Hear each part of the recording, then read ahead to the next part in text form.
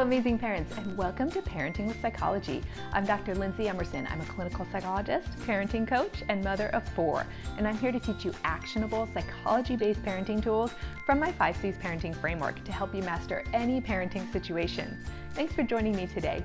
At Parenting with Psychology, we believe amazing parenting means becoming intentional in your parenting and proactive in learning skills to help you parent more effectively in a way that best fits your unique parent-child dynamic. Before we dive into today's tips, let's take a moment to add a positive spin to our parenting and think about a time when you utilized your parenting toolbox to have a win with your family this week. I'll share one of mine with you. The other day, I was chatting with a friend who said she'd just gotten back from a trip out of town with one of her children. She felt like he needed some extra attention, and because of her children's ages, it made sense to pull him from school, but not the other kids, so they got to stay home and have some special time with Dad. It's not always possible to spend a big chunk of time with only one of your children, and it's not the right solution for every family. But this mom knew that her kid needed this time, and she was able to make that special experience happen, and she said the outcome was fantastic. It's amazing hearing about parents getting intentional in the choices they make for their families and having a positive effect on their kids. Okay, now let's move on to today's parenting tips. This episode is titled 4 Essential Steps to Guide Your Child Through Disagreements. Parents play a crucial role in shaping their child's social development and helping them navigate the complexities of relationships. One common challenge is when our children have disagreements with siblings or friends. From the first time you gently correct your infant for hitting to when you find yourself breaking up a heated argument between your teenagers, you have a choice about how you want to handle the situation and what you want your children to learn from the experience. This episode will explore how to talk effectively to your kids about these conflicts. I've always approached these conversations as a form of social skills training. It's a type of treatment psychologists use to help people feel more comfortable and effective in their communication and interpersonal skills. I used to lead group therapy sessions for psychosis focused on social skills training, and boy, has that experience come in handy with a house full of little ones. So keep listening and learn how I've adapted this method into a 4-step process that I use with my kiddos to help resolve disagreements. Starting with step 1, gather the facts. So when your child comes to you after a disagreement, it's important to create a safe and non-judgmental space for them to express their feelings. Encourage them to share what happened, allowing them to vent their frustrations and emotions. Active listening is key here. Give your child your undivided attention. Maintain eye contact and validate their feelings with phrases like, "I can see how that would make you feel angry." This attention will help them feel understood and supported. Now, if playmates disagree and both parents are present, each child will typically turn to their own parent for support before the group meets to discuss what happened. If you're supervising a playdate alone, however, you might offer your child's friend a chance to speak first if they seem comfortable with that, but they may prefer that your child speak first. Focus on being an objective listener. And for siblings, you'll need to identify one sibling to share their story first, perhaps based on age or whoever looks the most upset. Then give the other sibling a chance to respond. These conversations go best when you gently remind your child to take slow, deep breaths to help them stay calm.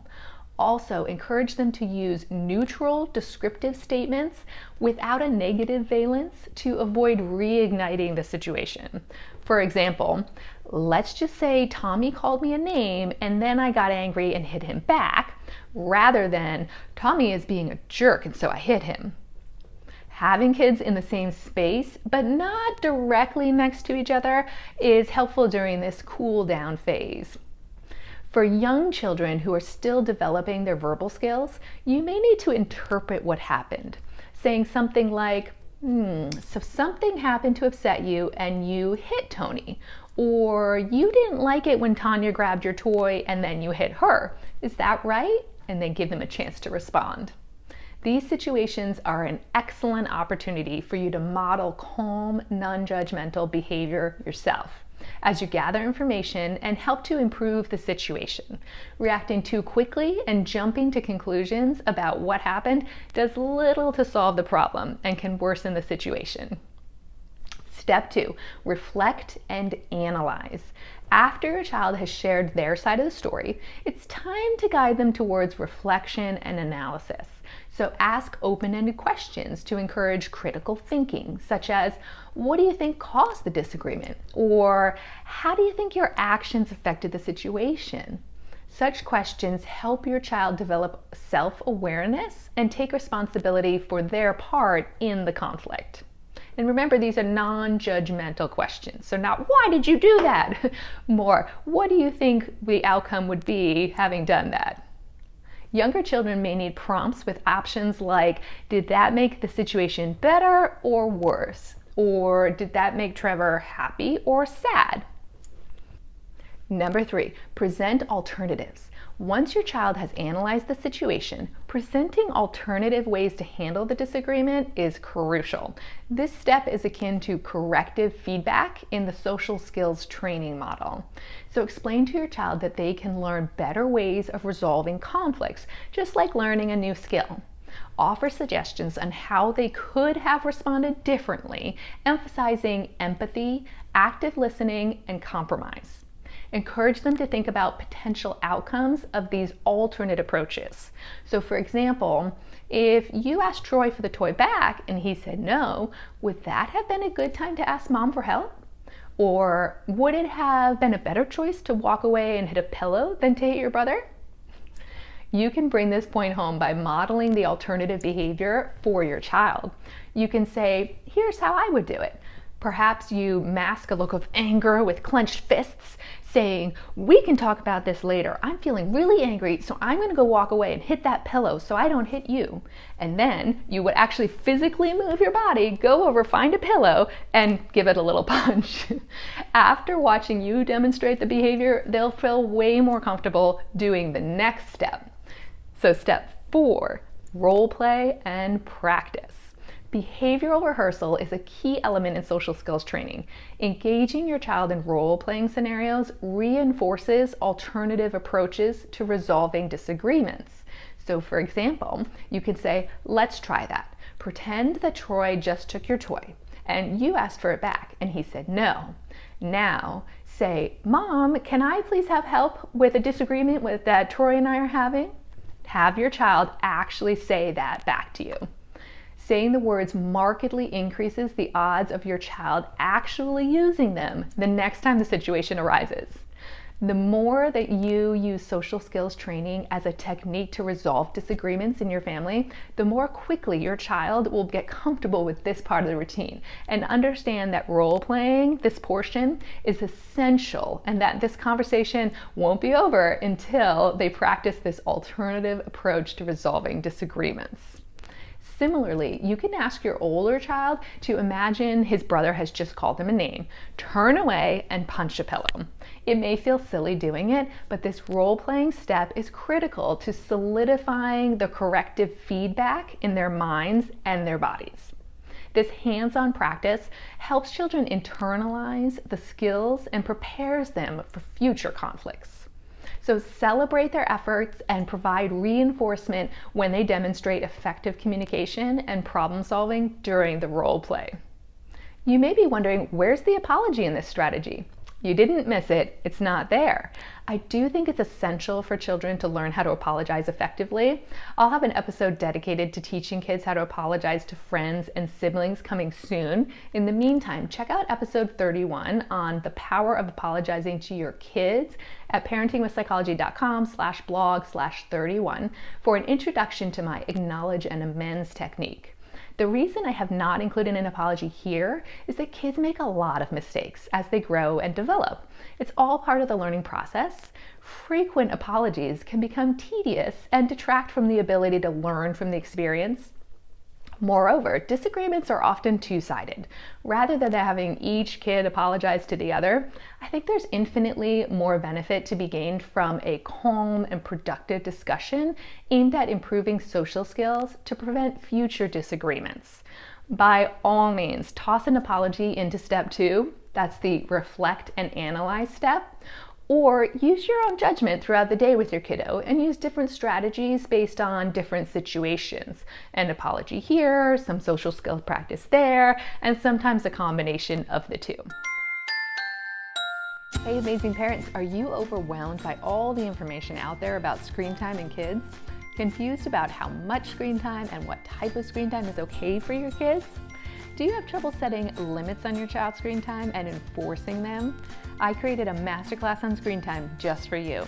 In this solution-focused class, you'll get the peace of mind that comes with understanding how screen time affects children and teens and how to get control over your family's screen time schedule to keep screens from dominating your child's life.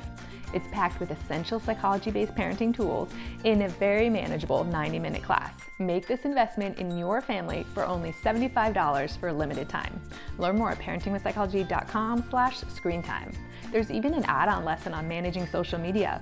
Let's work together to find the right screen time balance for your family. 2. Parenting with Psychology is all about loading your parenting toolbox with valuable parenting tools and helping you find the best match for your unique parent-child dynamic. Okay, so here's the take-home message for this episode.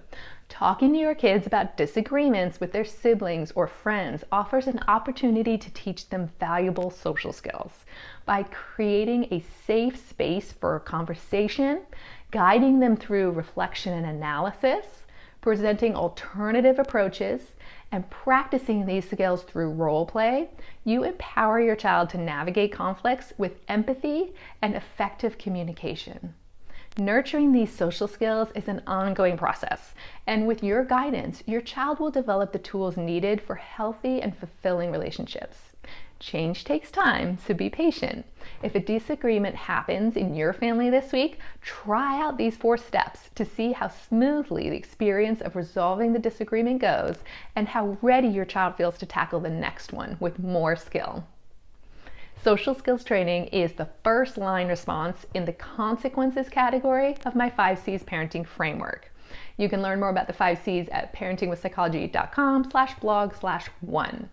Now remember, consequences don't have to be negative. They're not always a form of punishment. They're simply an environmental response or reaction to your child's behavior.